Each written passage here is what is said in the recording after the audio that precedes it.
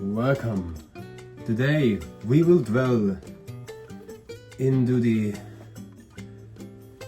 sound, how the land sings to us and how we communicate with the land, how the world is filled with ley lines and they have been called in different names. For example, dragon lines, the singing lines, the roads of the ancients, the tracks of the land, etc. The Aborigines in Australia, they had this tribal setup for their living, that a young person was sent on a journey where they had to find their own tribe who followed the same song line as they were following. And they started traveling, and probably they sang to the nature, they sang to the surroundings, and they trusted their gut feeling to actually end up with other same-minded persons of the tribe. The same principles have also been taught in many esoteric traditions about the times of Atlantis, the civilization of Egypt, and even the finno-ugric peoples like the Finns and Estonians. We have our singing traditions and the occult or esoteric way of using the sound and the vowels to manipulate the reality. For example, in the times of Atlantis and in Egypt, the people were put into different segments or classes that corresponded to different elements: fire, air, water, and earth. And they were taught the specific science, the specific coloring related to their elements, and they had a obligation to spend their lives in the same class with people who were in the same class, because such segmentation helped them to create a strong vibrational boundaries and manipulate the reality. But the same manipulation goes back to the frequency, as I have told in other videos, that everything is sound. Even the wall behind my back, that's a manifestation of vibration. It has a certain frequency to it. So, for example, the ancient Finnic people, they use sound to do all the things that they did in their lives. They had songs for going to sauna, of course, but they had songs for working, songs for spinning the wheel, the songs for weaving the cloth. They had songs for everything, songs for traveling. But why? You can just intellectually know that people had songs and they sang a lot, but there must be a purpose behind that, of course.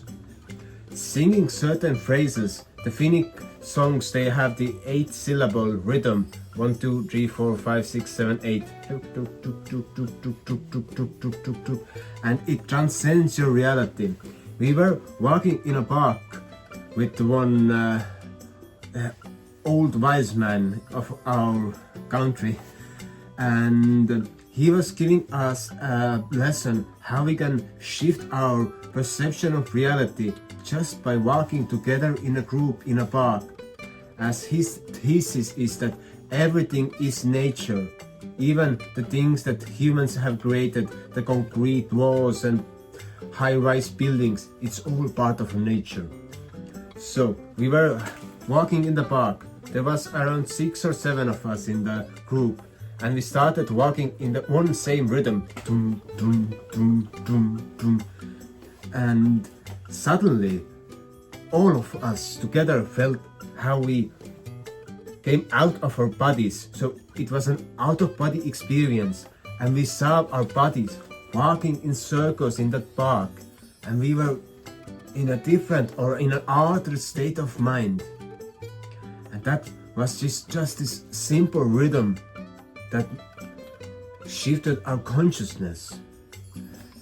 The same basis in shamanic healing when they play drums. But let's get back to the Finnic people. So they sang songs to alter their state of mind so they could be connected to their higher consciousness and bring in the codes that were beyond their ordinary realities. And also, singing songs, it eases up things. It's much easier to do hard work and lift stones when you sing to the stones. There's this Finnish woman.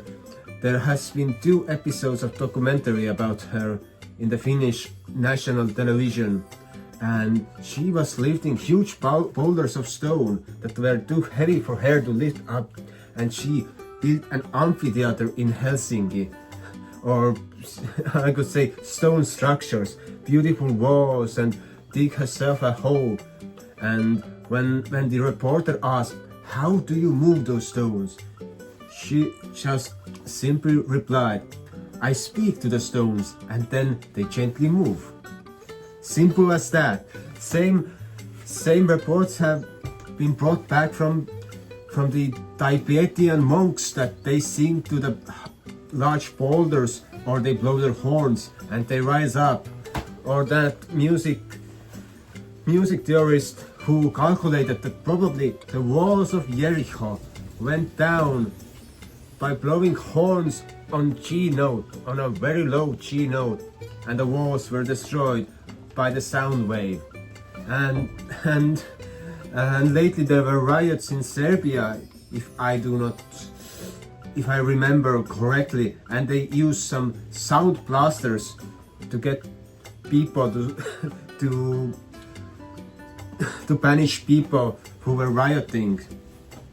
So sound can be used in many different and successful ways. So with sound, people were able to transcend their realities. The finno-ugric people, for example, but all the cultures around the world use sound to manipulate the reality and to create their desired outcomes. For example, levitation is a attribution to the sound, or you can cut stone with water. That's how you build megalithic structures. You use air and water, the sound and water, and you create beautiful structures. But in the ancient Celtic world, there were perpetual choirs who were singing 24/7 to hold the consciousness of the landmass. And of course, they were changing the members of the choirs, because no one cannot physically sing all their life. You need some rest, but when you are in a flow state, you can sing for a very long time. And for that reason, they had those choirs in the sacred spots, in the meeting points of ley lines. And they are called also sacred spaces. For example, in Estonia, there's over 600 documented sacred sites where people came for worship, gathering, to sing together. So it's all about this musical and singing tradition. And that's how the Celtic world was preserved, and they held their traditions, their livelihoods and their boundaries. And when Romans came in, they started destroying the lives of people by, first of all, destroying the sacred spaces and dismantling those choirs, and having some divide, also the political divide, you see. And if you want to read more about those Celtic perpetual choirs, go find out the works of John Mitchell. But let's get back to the Finnic people. So Finnic people also had they had those weaving songs when women were weaving and making clothes, weaving clothes, or how it's called in English.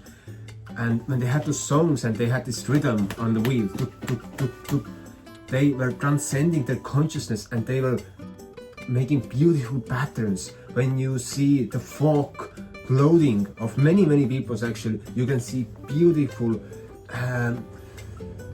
geometry and beautiful patterns showing sacred geometry actually, and the art of preserving the information through patterns on the clothes. The people were wearing those clothes, they were empowered, they were using the sacred patterns to showcase their true nature, to be aligned with the spirit, of course.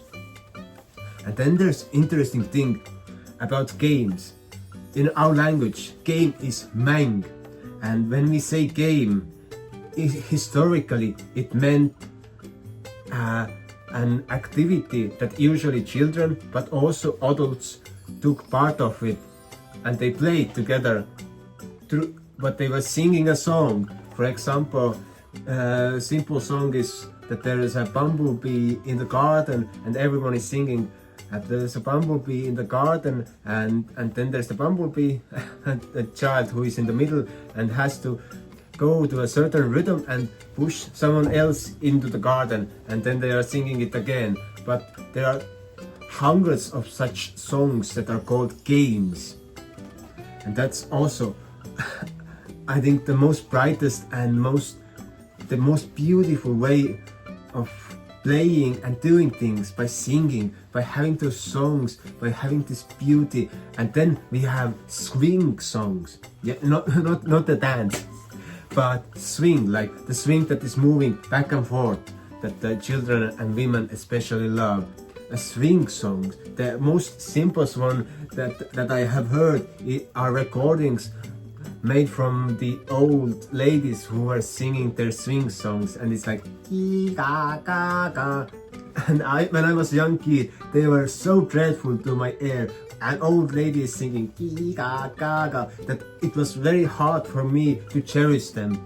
But later, when I started studying the music, the power of sound, I realized that those songs were really beautiful when someone sang with their full voice, who had not yet reached the age of 90 or 95, when the vocal cords have collapsed.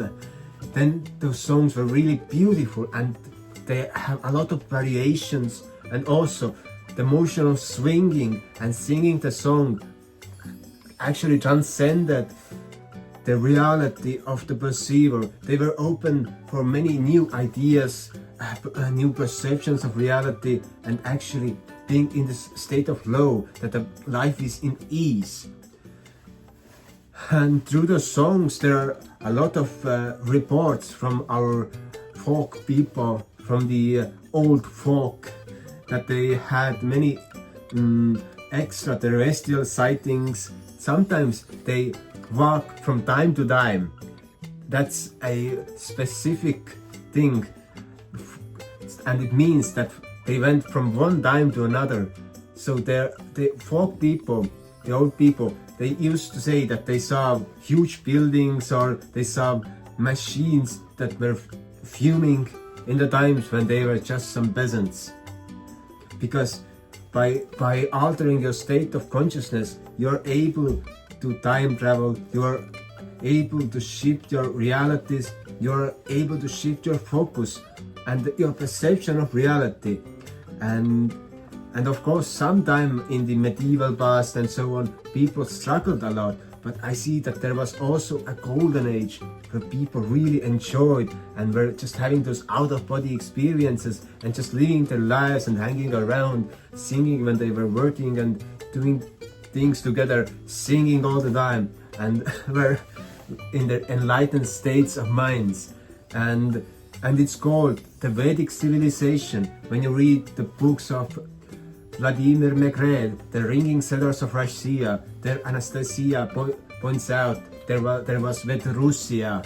Rus is the ancient name for the Finnic people, whose civilization spanned from here to there, so from Atlantic to the Ural Mountains, and it was a golden age of mankind. But sadly, now we live in our modern times, and then we had our medieval times when we forgot all this beautiful might that we had long time ago. So I hope you enjoyed I know there was a lot of information, but I am here to concentrate it into your mind, that you could make more research on it and find the truth. So, goodbye.